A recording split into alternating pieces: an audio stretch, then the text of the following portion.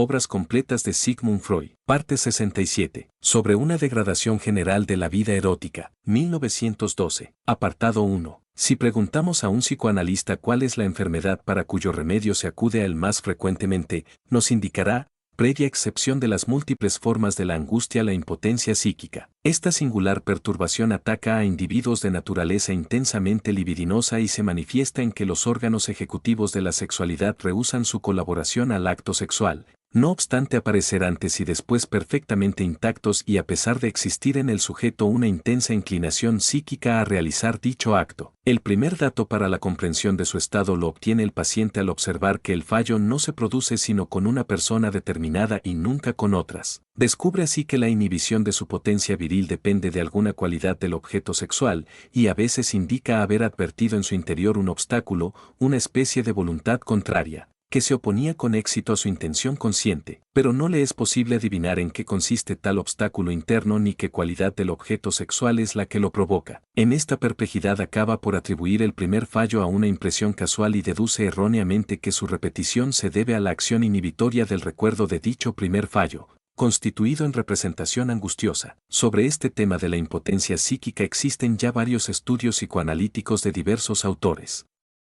Todo analista puede confirmar por propia experiencia médica las explicaciones en ellos ofrecidas. Se trata realmente de la acción inhibitoria de ciertos complejos psíquicos que se sustraen al conocimiento del individuo, material patógeno cuyo contenido más frecuente es la fijación incestuosa, no dominada, en la madre o la hermana. Fuera de estos complejos habrá de concederse atención a la influencia de las impresiones penosas accidentales experimentadas por el sujeto en conexión con su actividad sexual infantil y con todos aquellos factores susceptibles de disminuir la libido, que ha de ser orientada hacia el objeto sexual femenino. Al someter un caso de franca impotencia psíquica a un penetrante estudio psicoanalítico obtenemos sobre los procesos psicosexuales que en él se desarrollan los siguientes datos. El fundamento de la enfermedad es de nuevo, como muy probablemente en todas las perturbaciones neuróticas, una inhibición del proceso evolutivo que conduce a la libido hasta su estructura definitiva y normal.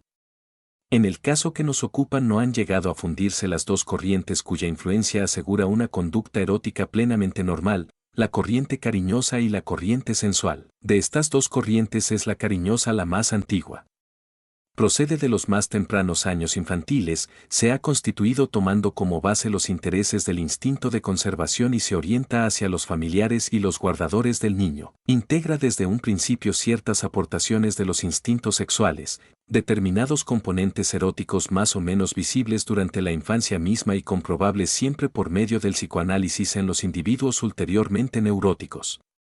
Corresponde a la elección de objeto primario infantil. Vemos por ella que los instintos sexuales encuentran sus primeros objetos guiándose por las valoraciones de los instintos del yo, del mismo modo que las primeras satisfacciones sexuales son experimentadas por el individuo en el ejercicio de las funciones somáticas necesarias para la conservación de la vida. El cariño de los padres y guardadores, que raras veces oculta por completo su carácter erótico, contribuye a acrecentar en el niño las aportaciones a las cargas psíquicas de los instintos del yo, intensificándolas en una medida susceptible de influir el curso ulterior de la evolución, sobre todo cuando concurren otras determinadas circunstancias. Estas fijaciones cariñosas del niño perduran a través de toda la infancia y continúan incorporándose considerables magnitudes de erotismo, el cual queda desviado así de sus fines sexuales.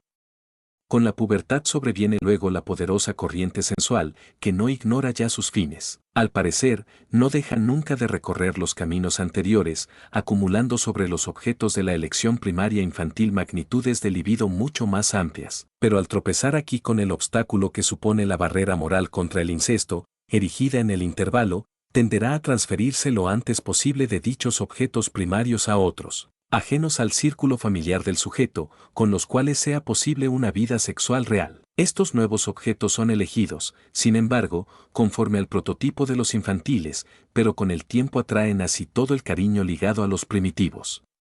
El hombre abandonará a su padre y a su madre, según el precepto bíblico, para seguir a su esposa, fundiéndose entonces el cariño y la sensualidad. El máximo grado de enamoramiento sensual traerá consigo la máxima valoración psíquica. Dos distintos factores pueden provocar el fracaso de esta evolución progresiva de la libido. En primer lugar, el grado de interdicción real que se oponga a la nueva elección de objeto, apartando de ella al individuo.